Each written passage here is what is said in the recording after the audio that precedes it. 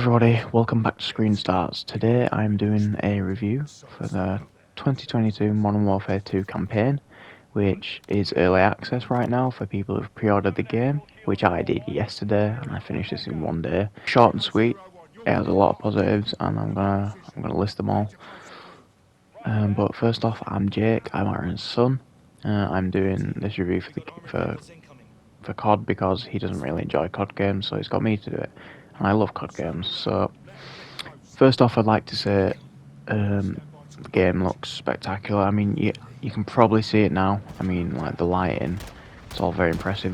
This is filmed on a PS5 with a HDR TV device. So yeah, very impressive visuals. But that's usually a standard with COD these days. Modern Warfare 2019 looks spectacular as well, and I believe this campaign follows directly on from Modern Warfare 2019. In this video, I've only filmed from the first 2 hours of gameplay, you know, the first few opening missions, so there's going to be no spoilers in this really. I mean, if you consider Ghost and Soap and Captain Price being in the game a spoiler, then you shouldn't really. It's Modern Warfare. They're guaranteed to be in the game really.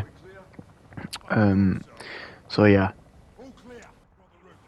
So as always with the Modern Warfare titles, especially recently, this is hyper realistic. I mean, it's not like, you know, Insurgency Sandstorm realistic, if you know what that game is.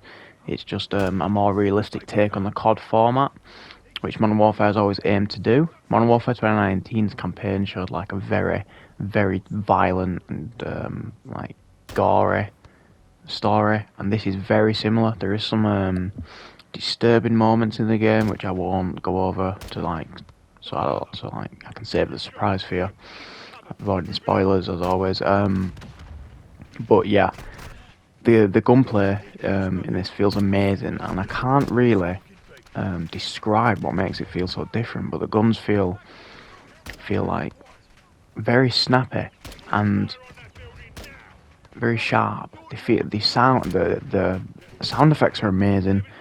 I don't know what a gun sounds like in real life, obviously, but you know, I'd imagine this is as close as it gets to sounding like a real life gun. I don't want to call them kill streaks because this is COD. Like, you know, the aerial vehicles, they all sound really amazing. Like on a DualSense controller, the vibration from them is very, very immersive, and that's a perfect word to sum up the experience I got from the campaign. It's very immersive. There's a few new gameplay aspects they've added that increase the realism from Modern Warfare 2019. There's this new feature where if your clip runs out of ammo in your weapon and you've got a pistol secondary, if you're shooting at an enemy and you run out of ammo while you're shooting at them, you pull your sidearm out and you put it over the top of your primary weapon. And when I first saw this, I was shocked. I mean, it's like something you would see in like John Wick. It's amazing.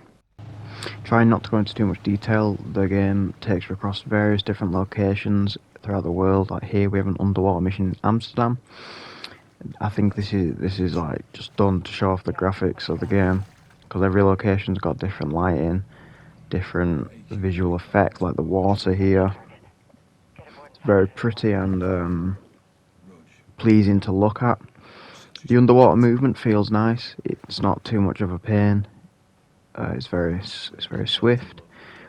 One thing I will say about this game, which I'm not sure if this is a positive or a negative, depending on who you are. I played this game on the recruit difficulty, which if you don't know is one up from the easiest difficulty. And I tend to be very good at COD games in the multiplayer. You know, I always come first, second or third in multiplayer matches. I always get high kill streaks. You know, I'm not a bad player at the game. But this campaign was very difficult. I can't imagine what it's like on any higher difficulties, but playing on the recruit difficulty, it took me about 7 hours to complete the game. About 7 hours to finish the story in the campaign. And the game is very difficult. As you can see here, it doesn't take long at all for enemies to spot you when you're stealthing, and they will kill you in 3 or 4 shots if you're not careful.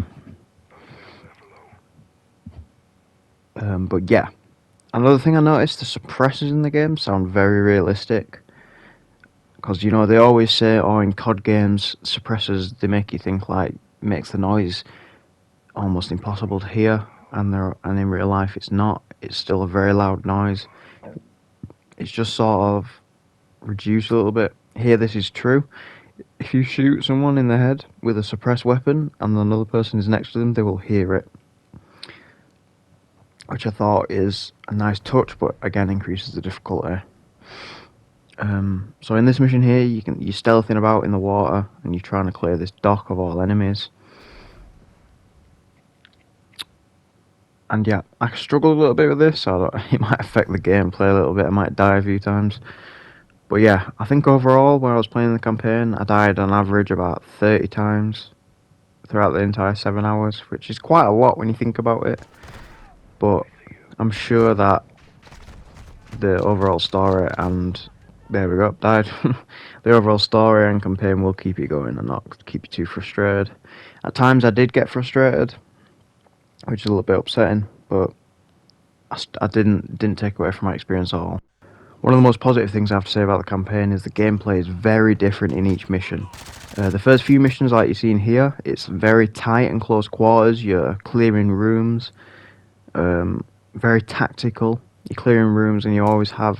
There you go. You always have a companion with you to help you out, because these tight corners will get you killed very fast if you're not careful, and you really have to check the corners, make sure no one's there, because these terrorists, they can be hiding under tables, they can be hiding in cupboards, in wardrobes, all that sort of stuff. And later on in the game, you get more unique missions, like you play as a drone in the sky, you play as a sniper in a ghillie suit. That mission was very fun. I might have some gameplay to show you. I'm not going to spoil too much of it, but that was a very unique mission, very unique experience. I enjoyed that mission a lot. So yeah, I've forgotten some of them, but that doesn't mean they're forgettable or anything. It's just because I played it all in one day, in one sitting. So, you know, like it kind of all blurred together, but the gameplay format changes a lot throughout the missions. You're doing something new every mission that you haven't done before. Of course, you're still shooting people because it's COD, but you know, in between the shooting sections, there's always something unique to be doing that makes it feel fresh. So you can see this is one of the missions that it was unique. This shocked me when I first saw it. There was a very similar mission in the original Modern Warfare campaign, but this is very, very realistic interpretation of it. So you're playing as like a gunship, you know, and you control the gunship, and you have to guide your team through the area. It's a huge, expansive area full of enemies, and I'm not going to show you much of it because I don't want to spoil it, but it's very tense and it can be quite difficult. But once you wrap your head around it, you feel like a badass. It's really, really nice. So overall, Modern Warfare 2's campaign is very, very good. I have to say, I enjoyed this far more than Cold Wars, Call of Duty Cold Wars, or Call of Duty Vanguard's campaign, which I finished both of them, and I was not pleased. I wasn't impressed by them. But this is a very, very nice change from those games. I do prefer the more realistic interpretations of COD, like the Modern Warfare 2019 game, and the old Modern Warfare games. So yeah, this really is a good experience for me.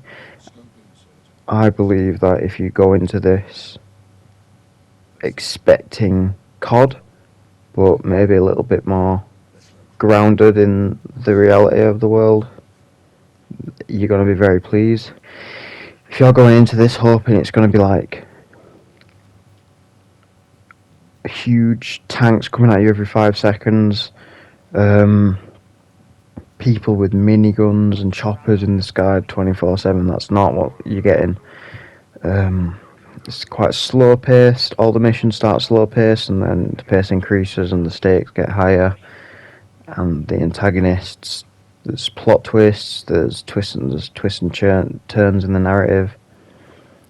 It's just a very pleasing story that you get to be a part of. So overall, I would give the Modern Warfare 2019 campaign a 9 out of 10. Um, bearing in mind what the multiplayer might be like, that's not my overall rating of the game itself, because we haven't seen the multiplayer yet. I did play the beta.